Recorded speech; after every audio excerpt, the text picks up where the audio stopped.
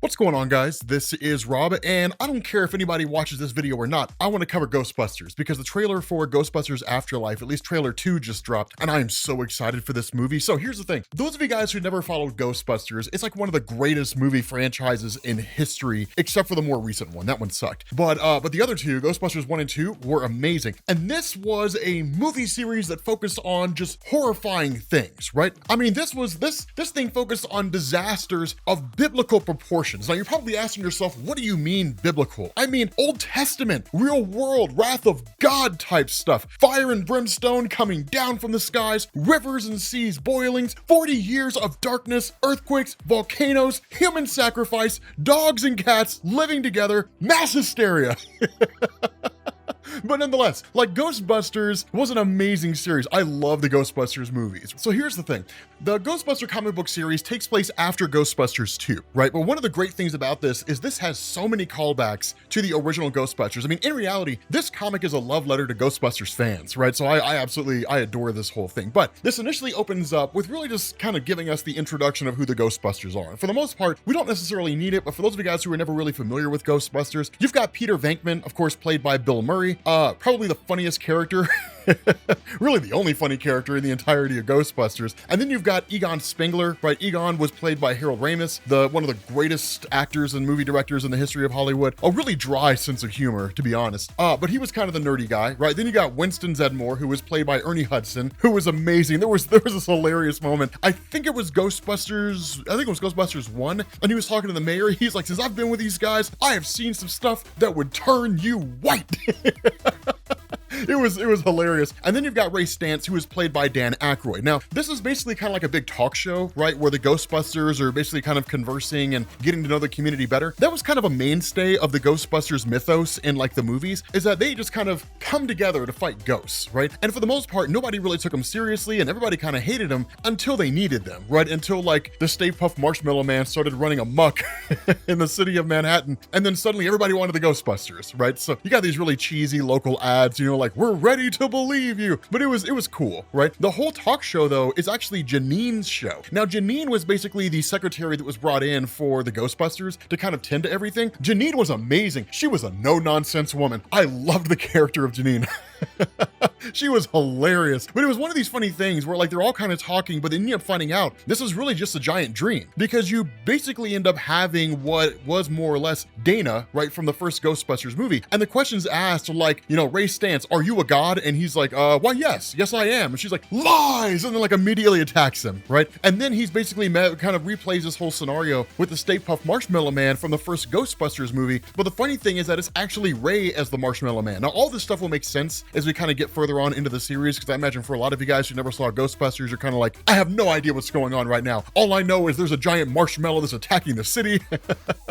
Imagine the s'mores you can make out of that guy. But nonetheless, this is one of those things where it's really just a giant dream that Ray has. And then suddenly he's met by the arrival of John Belushi. Now, the funny thing about this is a little callback to something that has nothing to do with Ghostbusters, but actually John Belushi was one half of the cast alongside Dan Aykroyd with the Blues Brothers, which is a classic film. If you guys never saw it, you're doing yourself a huge disservice. Blues Brothers was amazing. So it's just kind of a nice little callback to that whole thing. But basically, it's a bit of a premonition that John Belushi essentially tells Ray, hey man, like the third is coming, right? Like that's basically what this is, right? Like there's a third kind of rise demon entity more or less who's coming, and he's coming for you, right? Now at that point, Ray wakes up. And it's really one of these things where the rest of the Ghostbusters kind of start scanning his brain, right? Particularly Egon, and comes to this realization that the PKE readings of Ray's brain is really kind of off kilter. Now the PKE readings are basically a term used in Ghostbusters to basically measure like paranormal activity. But it's one of these things where it's just kind of like, you know, if a person has high levels of PKE readings, then either they're possessed or they've come into contact with ghosts. The higher the reading, the more likelihood of possession. And so in essence, this dream that Ray had is an actual premonition, right? Like he really did get a message from John Belushi about things that were popping off in the future. Now at that point, you end up switching over, right, to this guy who is basically just kind of shaving and suddenly met by the arrival of like a kind of ghost that snatches him up and yanks him into a mirror. Now, following that, you switch back over to the Ghostbusters. That guy who got yanked in the mirror, he'll become important here in a little bit, but you switch switch back over to the Ghostbusters, and you basically pick up with Oscar. Now, here's a funny thing about this. Oscar is the son of Dana, who was played by Sigourney Weaver, and appeared in both the Ghostbusters movies, but she was really cool in Ghostbusters too. Of course, she didn't really have the kid with Peter Venkman, but her and Peter Venkman did kind of have a bit of a thing. Now, the funny thing about this, and really even in the comics itself, they almost kind of allude to the fact that like Peter Venkman is the father of Oscar. The reason for that is that in 2016, Ivan Reitman, who wrote Ghostbusters, did an interview with Rolling Stone magazine and revealed that it's entirely possible that Peter was the actual biological father of Oscar, but it's not really made clear in the screenplay. So they kind of play it fast and loose. The important thing is that Dana and Peter never really worked out because Peter was a man. He was sensitive. He needed to feel loved. He needed to be desired. I love that quote from Ghostbusters too. But nonetheless, it never really worked out. The important thing though, and seemingly what's kind of happening behind the scenes, is that because of the fact that Peter was instrumental in basically saving Oscar's life from being basically turned into a vessel for the Carpathian from Ghostbusters 2, that there's really been kind of a strong bond there. One of the other funny things is that Sigourney Weaver actually did an interview where she revealed, at least as far as she was concerned, that Oscar ended up joining the Ghostbusters anyway. So a lot of what you're seeing in this comic really seems to be predicated on a lot of the kind of what if, things we wish we had sort of situations coming out of Ghostbusters 1 and 2. And so of course you have this kind of thing where Oscar's is kind of having a conversation with Winston, and a lot of it seems to be that in a lot of ways he kind of looks at it as though his family's cursed because of everything that went on with Janosch. Now Janosch was basically the guy from Ghostbusters 2 that was a servant of the Carpathian and tried to turn Oscar into a vessel so the Carpathian could return in human form. Of course, again, it was all basically stopped. But of course, Winston's response here is like, look, man, like there's all kinds of ghosts around this city, and none of them have anything to do with anybody's uncle who tried to turn him into a vessel for, a demonic spirit from, a long dead empire trying to come back in human form. So if you do see ghosts, it's probably not because your family's cursed. It's probably because ghosts are dicks. So like they're just kind of chasing you around and just kind of being rude about it, is really all it is. But nonetheless, they end up kind of responding to some calls that they get, different things like that. But in one of these instances, an entire apartment building's covered in slime. And so as they go through and kind of start investigating, like they literally end up coming across what is essentially Slimer. That Slimer is basically one of the contributions to this whole thing. Now, the funny thing about that is that the normal proton packs that they use are usually under any normal circumstance able to essentially ensnare ghosts, right? That's how this stuff works. For those of you guys who are unfamiliar with that, the proton packs don't really exist to destroy ghosts. Instead, they're basically like giant ghost nets. And the whole point is to drag the ghosts down into the trap where they can basically be held until they're deposited into the vault and then basically kept in stasis, right? Essentially locked away, like a giant ghost prison. The problem is that these proton packs are not ensnaring the ghosts the way they're supposed to. So whatever it is that's going on here is basically empowering all these ghosts beyond what you normally see and allowing them to escape the proton packs as they're being used by the Ghostbusters, which is a huge problem because it basically means the Ghostbusters can't do their job. And so following that, you switch back over to that guy who was yanked in the mirror. Come to find out his name's Jim Silver, right? And he is essentially a corporate head for a company called FZ Foods, which is basically the parent company of the Stay Puft Marshmallow Man. And because of the fact that the Stay Puft Marshmallow Man was the form chosen for the return of Gozer by Ray Stantz, what it meant is that a giant food product basically started ripping through the entirety of New York in Ghostbusters 1, which was terrible publicity for the company. Cost them huge profit losses and all that kind of stuff. And so the result of this is that Jim Silver really kind of responds by threatening lawsuits and so on and so forth. But immediately Winston steps in and says, okay, look, that's not how this works, right? Like you don't have a corporate head who just shows up to a place and says, we're going to sue you if you don't come with me or give me what I want. He's like, usually they file a giant lawsuit first. You don't even know who's suing you until you get the paperwork. You don't even know that you are being sued until you basically end up having paperwork dropped off on your front door. And like, that's it, right? Of course, Jim Silver is possessed by a demonic entity, hence the reason why he's trying to get Ray. Why it is he's pursuing Ray will become very, very important later on. The important thing here is that once Jim leaves and the Ghostbusters end up responding to a kind of call and basically leave the island of Manhattan, that when you have Jim Silver at the top of the Empire State Building talking to, this kind of ethereal being out there, he's sort of frustrated, and really kind of saying, look, I wasn't able to get Ray the way that you wanted to, but don't worry, everything's going to go off without a hitch. They've left the island at the moment. What I need is a distraction. I need something that'll bring them back here. And so what he ends up doing, using the power that he has, of course, as a result of being possessed, he ends up basically activating or bringing to life this bear statue in New York, which is horrifying, right? Like literally this bear statue, bears are freaky enough as it is, man. Bears will chase you for like 3 miles. I mean, bears are nothing to joke about. And so like having one that's like a giant statue that just comes running after you is terrifying.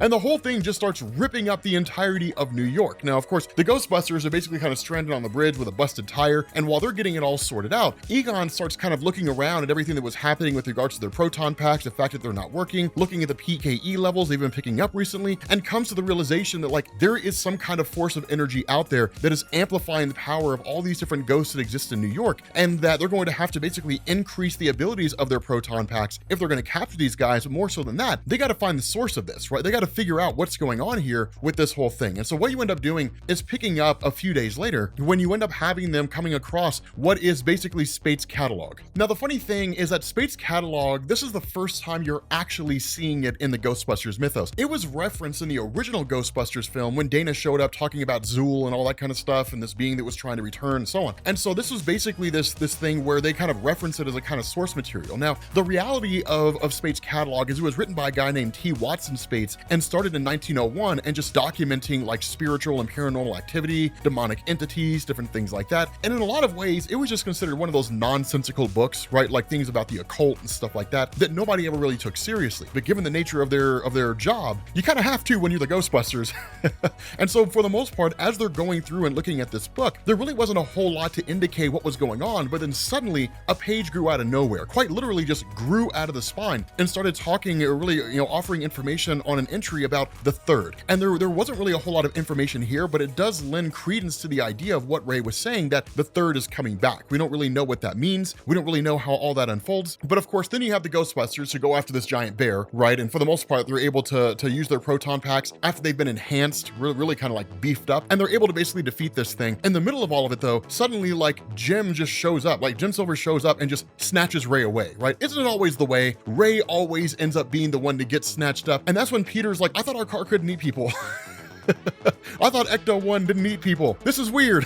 But ultimately, of course, their whole goal is to find Ray. Now, switching over to Ray himself and finding out what's happening, this is when everything really comes together. And I really love the way that this is done. So for those of you guys who are unfamiliar with how everything unfolded, the idea here is that Gozer is this like demonic entity that exists out there, right? And it's been worshipped by all kinds of different races over the years, right? Mesopotamians, Sumerians, Hittites, the whole 9 yards. And the idea was that Gozer was trying to find a way back to the earthly dimension. To do this, you had to have a keymaster, and then you had to have a gatekeeper. And so the way this worked is you had Dana and you had Lewis. Now, Lewis was played by Rick Moranis, and the whole point was that when the two of them came together, they would open the doorway by which Gozer could return. But Gozer had to return based on the concept as it was thought up by a particular human being. In this instance, it was Ray. And so they all had to clear their minds so that Gozer could not actually take on a form. The problem is that Ray thought of the Stay Puft Marshmallow Man, and that's why the Marshmallow Man showed up in Ghostbusters 1. And that's what Jim really hits at here. When he's talking to Ray, he's like, understand, you're special, right? You're not just any average person out there. Did you ever think that there was a reason why the Stay Puft Marshmallow Man came back based on your perception? I mean, sure, you were all supposed to clear your minds, but nobody did. It was almost impossible for them to clear their minds. Egon was thinking of some abstract equation, Ernie was thinking of his time in the Marine Corps, and Peter was thinking of Miss February. Did you ever wonder why it is that your particular manifestation came back? When you look at that and then you combine it with the events of Ghostbusters 2, and he goes as far as to say, did you ever think of like the experience when you were partially merged with the Carpathian? Like the whole thing behind this is you are basically a link to these demonic entities that exist out there. And so you're always going to end up being the host, right? That's the role that you play. Now, the whole idea behind the third and this demonic entity that exists here is that Ray is the selector, and this guy is the one who's basically here to bring about reselection. The power he has transcends the power of the gatekeeper and the keymaster. The whole thing behind this is that because the original Ghostbusters basically failed to bring Gozer back, this guy has now been brought in to ensure Gozer can return. Not only can Gozer return, but that he'll actually come in as the destructor and basically lead to all destruction across the world. And that's one of the funny things, is that Gozer showing up can come in a bunch of different ways. It can come in something as physical as a 100-foot tall marshmallow that just starts rampaging through the city, or something abstract like fire or lightning or floods or something along those lines. But Gozer's really more of a concept representing the ends of things in terms of the different forms that it can take. I mean, it is an actual entity, but it can take a bunch of different forms. forms, physical and non-physical. And so that's the whole thing here, is that you end up having Ray that really resists initially and then is ultimately knocked out by Jim. And so because of this, you end up having, you know, him experiencing a bit of a premonition where he basically meets with John Belushi again.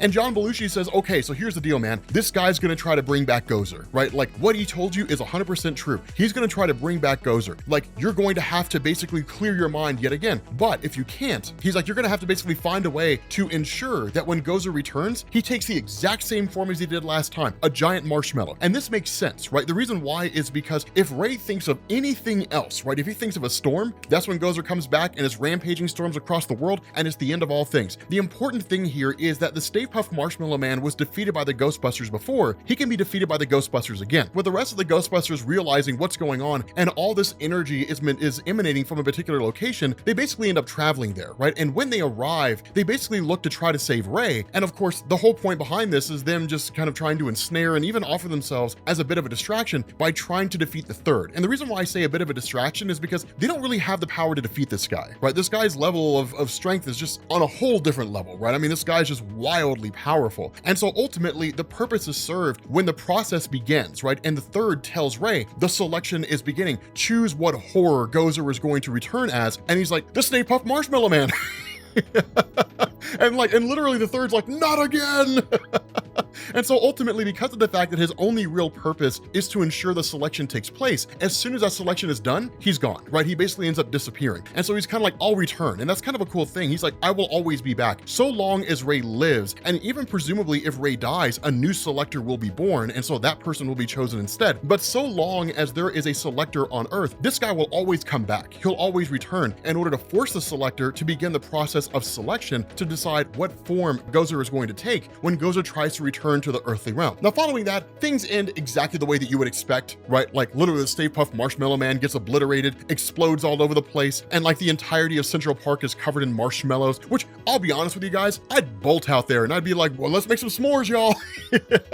I'd go running out there with some graham crackers, some chocolate, and I'd get to it, man. I'd be like, yeah, we eating good tonight, y'all. That's what I would do. That's what I would have done. Like I would have just, I mean, I'm not even lying. You would have seen me just hauling ass towards Central Park with a package of graham crackers and a bunch of Hershey's chocolate. But basically, the threat as it exists right now is essentially done. And of course, this wraps up the first volume of Ghostbusters. But let me know what you guys think down in the comments section, man, because the Ghostbusters comics, they're fun as hell. I didn't even know they existed until I looked them up. Like after the trailer came out, I was like, I wonder if there's Ghostbusters comics. And there are, and they're amazing. So like, let me know what you guys think down in the comments section. Thank you guys for watching, and I will catch you all later. Peace.